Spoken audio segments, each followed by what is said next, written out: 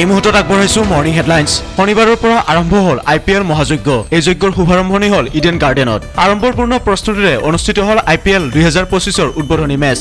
এই মেচত ভাগ ল'লে defending champion Kolkata night riders আৰু তাৰকা সমৃদ্ধ দল ৰয়েল চেলেঞ্জাৰ্ছ বেংগালুৰুৱে। ৰূপজ্যোতি কুৰ্মীৰ আচৰণ সন্দৰ্ভত মুখ্যমন্ত্ৰী ডক্টৰ হিমন্ত বিশ্ব শৰ্মাৰ প্ৰতিক্ৰিয়া। বিধানসভাত ৰূপজ্যোতি কুৰ্মীৰ আচৰণ দুৰ্ভাগ্যজনক।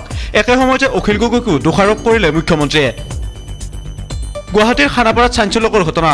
গাড়ীৰ গৰাকীক অসচেতন কৰি দুৰ্বৃত্তই লৈ গ'ল বাহন। খানাপাৰাৰ বাছ আস্থানত সংঘটিত হৈছে এই ঘটনা। গৰাকীক নিচাজাতীয় দ্ৰব্য খুৱাই দুৰ্বৃত্তই নিলে চুইপ বাহন, ধন, মোবাইল ফোন।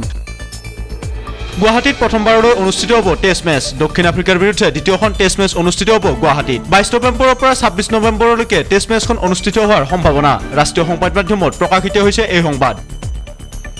উচ্চতৰ মাধ্যমিকৰ প্ৰথম ষান্মাসিকৰ গণিত বিষয়ৰ প্ৰশ্নকাকত ফাদিলক লৈ বিতৰ্ক অব্যাহত। 3খন শিক্ষানুষ্ঠানৰ বিৰুদ্ধে নগাঁও সদৰ আৰক্ষী থানাত এজাহাৰ দাখিল। 3খনকৈ শিক্ষানুষ্ঠান ক্ৰমে alpha beta senior secondary school, Bogoriguri advance academy Juria আৰু SAS ইণ্টাৰনেশ্যনেল মডেল স্কুল বৰহাৰাৰ বিৰুদ্ধে গোচৰ ৰুজু।